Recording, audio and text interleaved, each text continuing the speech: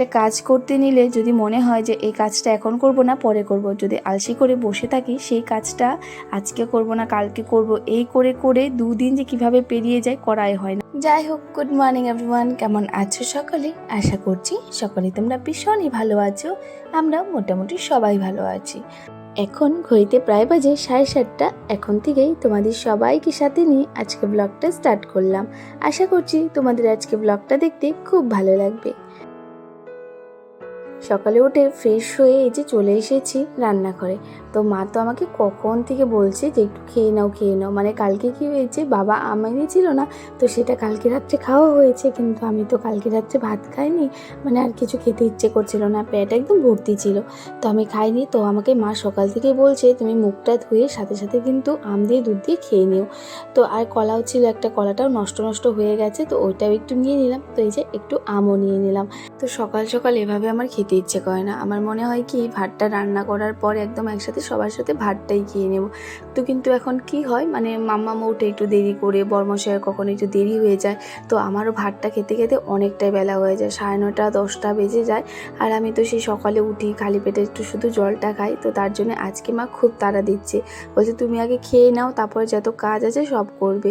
তো তার জন্য ভাবলাম যে হ্যাঁ ঠিকই তো, খিদেও পেয়ে যায়, পর আবার বিস্কিট খেতে থাকতে হয়, তো তার জন্য ভাবলাম যে না আগে একটু খেয়ে নিই, তারপর গিয়ে যা কাজ আছে ঘরের করব। আজকে না সকালে তেমন একটা রান্নাবান্নার চাপ নেই, কারণ কালকের ভাত ছিল তো মা জল দিয়ে রেখেছে, তো আমরা ওইটাই খাবো। আর কালকে ডালও ছিল, তো ভেবেছি একটু পরে আর কি মানে কিছু একটা ভেজে নেব, আর মাম্মার জন্য অল্প একটু ভাত বানিয়ে দেবো।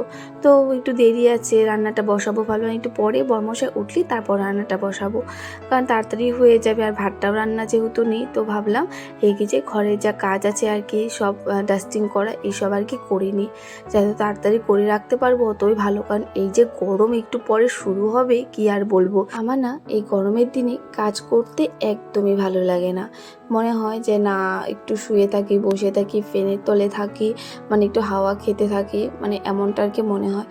সকাল সকালে একটু কাজ করতে ইচ্ছে করে, যতটুকু পারি সকাল সকালই মানে আর কি করে রাখার চেষ্টা করি। আর যতটা বেলা হবে আর রৌদ্র উঠবে অতই মনে হয় যে একটু বসে থাকি, আর ভালো লাগছে না, শরীরে আর দিচ্ছে না, এমনটা আর কি মনে হয়। আর আমাদের ঘরে এত গরম দেয়, মানে কি বলবো, আমাদের রুমে তো একদমই থাকা যায় না, এত পরিমাণে গরম দেয়। তো তার জন্য ভাবলাম সকাল সকাল যেহেতু আর কি রান্নাবান্না নেই, তো ঘরে যা কাজ আছে টুকিটাকি করে রাখি, পরে গিয়ে সেই কাজগুলো করতেই হবে। তো ঘরটা মুছতে গেলে না আরও অনেকটাই টাইম লেগে যায়, পরে গিয়ে প্রায় 1টার মতো বেজে যায়। তো তার জন্য ভাবলাম যে না আজকে সকাল সকাল যেহেতু মাম্মামও উঠেনি, তো আমি এইসব আর কি যতটুকু পারি আর কি করে রাখার চেষ্টা করব। তো প্রথমে এই যে ঘরের সব কিছু আর কি মুছে দিচ্ছি, আর একটু তো ডাস্টিং করতেই হবে, না করলে না হয় না। সারাদিন না এত ধুলোবালি উঠতে থাকে, আর 2 দিন থেকে তো বৃষ্টিও নেই, সে আবার ধুলোবালি শুরু হয়ে গেছে। তো একটু সবসময় মানে রোজ দিন যদি একটু একটু করে এভাবে মুছে রাখি না, তো ঘরগুলোও একটু সুন্দর পরিষ্কার মনে হয়। নয়তো একদিন যদি না মুছি তাহলেই মনে হবে যে কত যে ধুলো পড়ে রয়েছে, মানে সব কিছু দিয়ে যেন একদম সাদা উপরে একটা লেয়ার পড়ে রয়েছে, এমন আর কি মনে হয়। আর আজকে তোমাদের সাথে একটা কথা শেয়ার করি। আমার দাদু যে মারা গিয়েছে, তো দাদু যখন এসেছিল না, তো আমার দাদু এই রুমে, মানে দাদু আর দিদা কিন্তু এই রুমেই শুয়েছে। আমার না খুব মনে পড়ে, এই ঘরে আসলেই দাদুর কথা খুব মনে পড়ে, যে দাদু এই বিছানাতে শুয়েছিল, দাদু মানে মালা পড়ছিল, আমি এসে দাদুকে বললাম দাদু তুমি কি করছো, মানে দাদুর সাথে গল্প করছিলাম, দাদু এখানটায় শুয়েছিল। আমার না এই রুমটাতে আসলেই সেই দাদুর কথা খুব মনে পড়ে, মনে হয় যে এখানেই তো শুয়েছিল, এখানে বসেছিল, আমি এখানে বসেছিলাম দাদুর সাথে এভাবেই গল্প করছিলাম, এইসব কথা আর কি মনে পড়ে।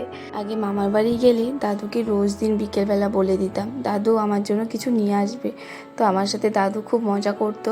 তো দাদু আমাকে একদিন কি করেছে, পাথর এনে দিয়েছে, বলল যে এই নে তোর জন্য কিছু এনেছি। আমি তো ভেবেছি চানাচুর, খুলে দেখি দাদু এখানে পাথর এনে দিয়েছে। তো এইসব কথাগুলো না এখন এতটাই মনে পড়ে, মানে কি বলবো। তো এটাই শুধু ভাবি যে মানুষগুলো চলে গেছে সেটা তো আর ঘুরে পারবো না, তো মন খারাপ করেও লাভ নেই। তো শুধু ভাবনাতে আসবে, সারাটা জীবনই থাকবে, কারণ দাদুর সাথে কাটানো অনেক সময় আছে, অনেক দিন আছে যেগুলো আমার এখনও মানে মনে পড়ে, সেগুলো তো আর ভোলা যাবে না। তো যাই হোক, আমি সবসময় প্রে করি ভগবানের কাছে যাতে সবাই ভালো থাকে, সুস্থ থাকে, যাতে কখনো কারো কষ্ট না হয়, এমন যাতে আরও কারোর সাথে না হয়। তো যাই হোক, অনেক কিছু কিন্তু বলে ফেললাম, কিছু মনে করো না, নিজের বলে তোমাদেরকে সব কিছুই শেয়ার করি যেহেতু, তার জন্য এই কথাগুলো শেয়ার করলাম। তো এখানে দেখো আমার এই যে অনেক কিছু কাজ কিন্তু হয়ে গেছে, এখন শুধু এই রুমের জানালাটা ভালো করে মুছে তারপরে এই যে এখন ঘরগুলো ঝাড় দিয়ে নেব, ঘরগুলো ঝাড়টা দিয়ে তারপর মুছে নেব। যেহেতু মাম্মামও উঠিনি, বরমশাইকে ডেকে আসলাম, বরমশাই বলছে আর 5 মিনিট শুয়ে থেকে তারপর উঠবে। তো তাহলে ভাবলাম যে ঠিক আছে, তুমি শুয়ে থাকো, আমি আমার ঘরের কাজগুলো করিনি তাহলে।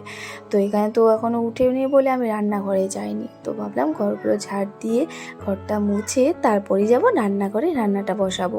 আর এর মধ্যে যদি মাম্মাম উঠে পড়ে তাহলে উঠবে, একটু কাজের উল্টো পুল্টো হয়ে যাবে। মানে কেন বলছি, মাম্মাম উঠলেই না আমাকে চাই, মানে ও কারো কাছেই যাবে না। যেদিন মনটা একটু ভালো থাকবে ওই দিন তো যাবে, আর যেদিন মনটা ভালো না থাকবে কারো কাছেই যাবে না। ঘুম থেকে উঠেই শুধু বলবে আমার মানে মাকে লাগে আর কি, এই কথাটাই বের হবে।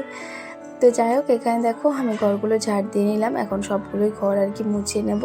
তো রোজ দিনই না আমি এভাবেই কাজগুলো গুছিয়ে গুছিয়ে করার চেষ্টা করি, কোনো দিন তো ভালো করে হয়ে যায় আর কোনো দিন হয় না। তো যতটুকু পারি আর কি নিজে একটু করে দেওয়ার চেষ্টা করি।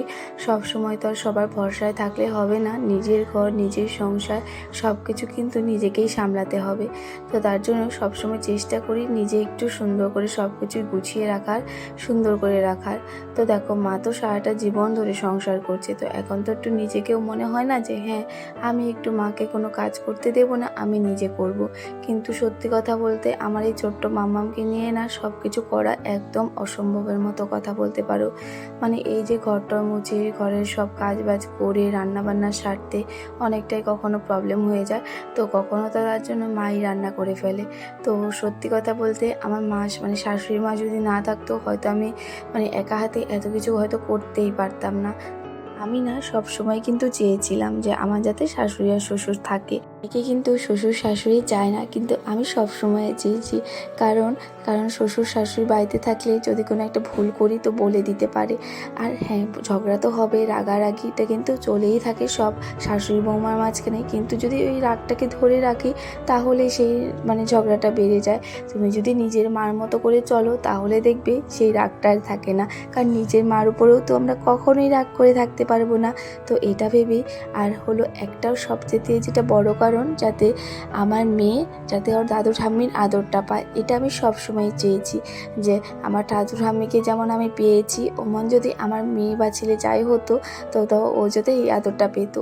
তো তার জন্যই আমি সবসময় চেতাম যে আমার যাতে শ্বশুর আর শাশুড়ি থাকুক। তো দেখো এই যে আমার রান্নাবান্নাও কিন্তু হয়ে গেলো, আর বরমশাইকেও খাওয়া দিয়ে দিয়েছি, ও খেয়ে এখন চলে যাবে দোকানে।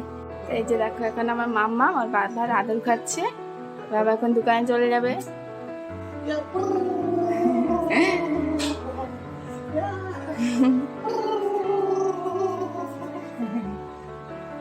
হয়েছে, আদর খাওয়া হয়েছে।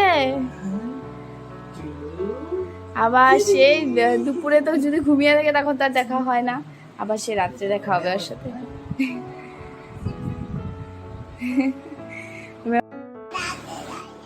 রাধে রাধে বলেছ? তুমি তো কিছু বললেই না।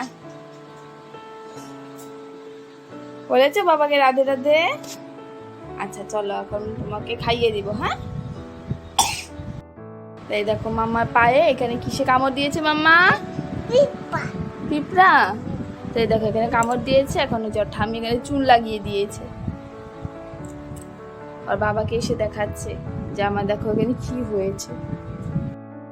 তো এখানে মাম্মামকেও খাইয়ে আমিও খেয়ে দিয়ে চলে এসেছি কলপাড়ে বাসনগুলো ধোয়ার জন্য। আজকে না অনেকগুলো বাসন জমে গেছে, কারণ সকালে 4 বাসনও আজকে ধোয়া হয়নি। তো এই যে এখন একসাথেই সবগুলোই বাসন ধুয়ে নিচ্ছি। বেশি তাড়াহুড়ো করলে আর কি যা হয়, কাপ একটা ভেঙে গেছে, আজকে না কালকে ভেঙে গেছে।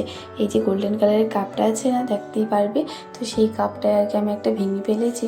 মনটা একটু খারাপ ছিল কারণ খুব সুন্দর কাপগুলো ছিল। তো এই যে বাসনগুলো সব ধুয়ে নিয়ে এসেছি, এখন এটাতে রেখে দেবো, তারপর জলগুলো ঝরে গেলে যেটা লাগে আর কি এখান থেকে নিয়ে নেব। তো চলো আজকের জন্য টাটা, সবাই খুব ভালো থেকো আর কাছের মানুষদেরকে সবসময় ভালো রাখার চেষ্টা করো।